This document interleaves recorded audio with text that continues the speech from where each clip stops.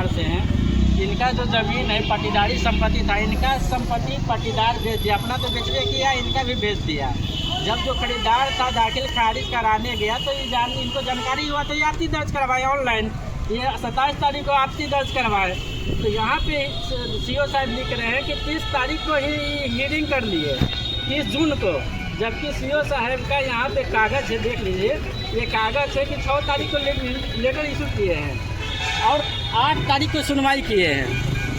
हम लोग 8 तारीख को ये बेचारी पहुँचे सीओ कार्यालय में, सब साक्ष्य वहाँ पे उपलब्ध करवाए, लेकिन सीओ साहब साफ लिख दिए कि इनका जो आपत्ति है निराधार है। तो भैया 8 तारीख को आप जांचें किए, 8 तारीख को आपको पता चल गया, जबकि ज़मीन पे गिरवे नहीं किए। सीओ साहब कौन होते हैं? हाँ, सीओ साहब कौन होते हैं कि फैसला करने वाले? इनका संपत्ति नहीं है, बताइए। गरीब विधवा रहेगा उसके साथ इतना अत्याचार करेगा।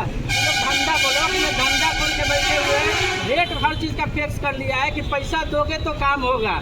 और अगर ये गरीब आदमी के पास पैसा नहीं है तो कोई काम नहीं होगा, आदमी मरते रहे। चाहे यहाँ का BDO हो, CO हो, कर्मचारी हो, CDPO हो, कोई भी हो, या कोई भी यहाँ का कर्मचारी हो, अगर पैसा दीजिएगा तभी आपका काम होगा, अगर पैसा नहीं दीजिएगा तो आप मर जाइए। क्या आपसे पैसा भी मांगा गया है? पैसा तो नहीं मांगा गया, लेकिन इनका काम नहीं किया गया है। और ऐसा लगता है कि हो सकता है जब एक आप अपना जमाबंदी कराने जाइएगा तो महीनों लग जाता है, लेकिन जमाबंदी रिजेक्ट हो जाता है। लेकिन आपकी दर्ज करने के बावजूद अगला का जमाबंदी कैसे हो गया? इससे सब पता चलता है कि सीओ साहब या कर्मचारी यहाँ पैसा लिया है, पैसा लेके अगला का काम करता है। कैसे आप बोल सकते हैं कि वो पैसा? देखिए, मेरे पास बिना सबूत का हम कोई बात नहीं करते हैं। जब आप ही अकॉर्डिंग टू इंडियन कॉन्स्टिट्यूशन जब 2 पाटीदार 2 भाई रहेगा तो पैतृक संपत्ति में दोनों का हिस्सा रहेगा। यहाँ पे इनका बंटवारा है, इनका कागज वंशावली है, सब चीज़ कागज खतियान है, वहाँ पे सब चीज़ उपलब्ध करवाए। लेकिन सीओ साहब कौन होते हैं कि बताने वाला कि ये संपत्ति एक ही बेटी का है? हाँ, इससे तो साफ पता चलता है कि वो यहाँ सब लोग टिका हुआ है।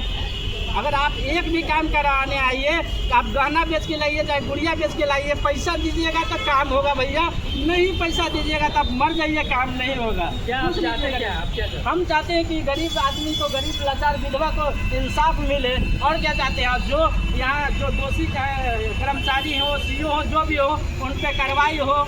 और नहीं कार्रवाई होगा तो हम माननीय मंत्री जी से मिलेंगे, माननीय DM साहब से मिलेंगे। और जब तक इनको न्याय नहीं मिलेगा तब तक हम लड़ाई लड़ते रहेंगे, क्योंकि ब्लॉक को ये लोग अड्डा बना दिया है दलाली का, पैसा लेके काम करने वाला।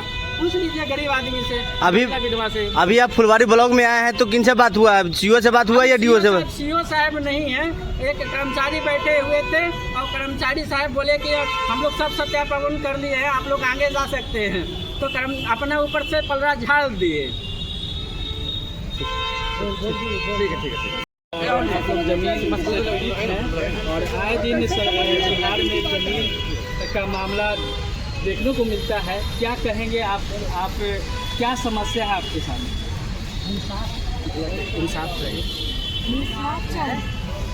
हुआ है क्या? मामला क्या है? खुल के मामला यही है कि मेरा 6 कट्ठा जमीन है, 3 कट्ठा मेरा जमीन बेच दिए। सब जमीन में बंटवारा है। 2 आदमी का जमीन था। हाँ, माँ का मौसी का जमीन था। तो हम बड़ वाली है, वो छोट वाली है। वो आपकी बहन है? नहीं, बड़ी वाली है ना। हम बड़ी की बेटी नहीं, हम बड़ को लड़की है। हमको माँ छोटे में मर गए 3 साल में। चलिए, ठीक है।